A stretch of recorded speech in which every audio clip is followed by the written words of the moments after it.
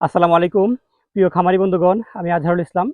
আমি আজকে আপনাদের সাথে আলোচনা করব আমরা যারা গবাদি পশু লালন পালন করি। অনেক সময় আমরা বুঝি না যে আমাদের গাভীগুলা কখন হিটে আসছে বা হিটে আসার যে লক্ষণগুলা আমরা জানি না। প্রিয় ভিউয়ার্স, আমি আজকে আপনাদের সাথে কথা বলবো একটা গাভী হিটে আসলে গাভীটার শরীরে কি কি বৈশিষ্ট্য থাকে বা কি কি লক্ষণ থাকে।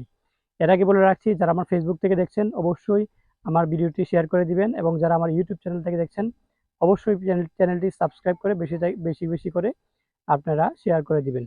প্রিয় খামারি বন্ধুগণ, আমরা যারা গবাদি পশু লালন পালন করি, অনেক সময় আমাদের গাভীগুলা হিটে আসে আমরা বলতে পারি না, বা অনেক সময় দেখা যায় আমার কিছু নতুন খামারি আছে বা নতুন গবাদি পশু পশু বা গাভী লালন পালন করে, তাদের লালন পালন অবস্থায় গাভীগুলা প্রায় সময় হিটে আসে, কিন্তু গাভীগুলার হিট ধরতে পারে না বা সহজে বুঝতে পারে না। আমি আজকে আপনাদের সাথে কথা বলবো কি কি লক্ষণ দেখে আপনারা বুঝতে পারবেন যে গাভীটা হিটে আসছে, এবং কথা বলবো গাভীটা হিটে আসলে কখন আপনারা বা প্রজনন করার সঠিক সময় কখন, আমি আজকে আপনাদের সাথে কথা বলবো।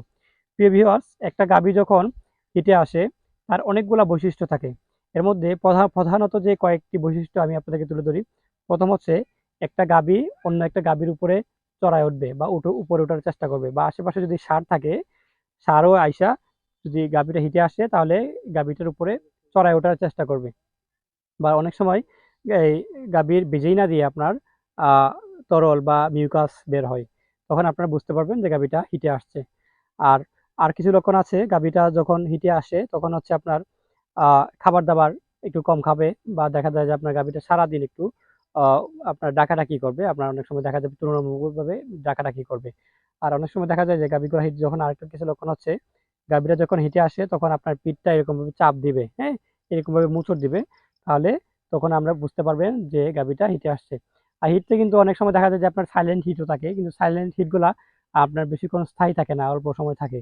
আর যেগুলো আপনার প্রকৃত হিট এগুলো একটু আপনার দীর্ঘস্থায়ী হয়, মিনিমাম আপনার 24 ঘন্টা 48 ঘন্টা পর্যন্ত হয়ে হয়ে থাকে গাভী বেঁধে আর কি। প্রিয় ভিউয়ার্স, এখন কথা হচ্ছে গাভী যদি হিটে আসে, হিটে আসলে প্রজনন করার সঠিক সময় কখন, এবং আমরা কোন কোন গাভীকে কোন কোন সিমেন্ট দিয়ে প্রজনন করাবো। ভিউয়ার্স, আমাদের গাভী যখন হিটে আসছে বা গাভী যখন হিটে আসছে, গাভীটা হিটে আসার ঠিক 12 থেকে 18 ঘন্টার মধ্যে আমরা চেষ্টা করব গাভীকে প্রজনন করানোর জন্য বা সিমেন্ট দেওয়ার জন্য। ফলে দেখা যাবে যে গাভীটার কনসেপ্টের যে হারটা এটা তুলনামূলকভাবে বেড়ে যাবে।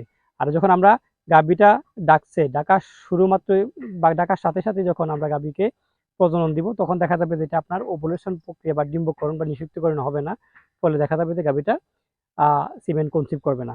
কাজেই গাভীটা যদি আপনি সিমেন্ট কনসিভ করাতে চান, অবশ্যই গাভীকে আপনারা অবশ্যই গাভীকে আপনারা 12 ঘন্টা পর বা 18 ঘন্টার ভিতরে চেষ্টা করবেন গাভীকে সিমেন্ট দেওয়ানোর জন্য। ভিউয়ার্স, আমি এখন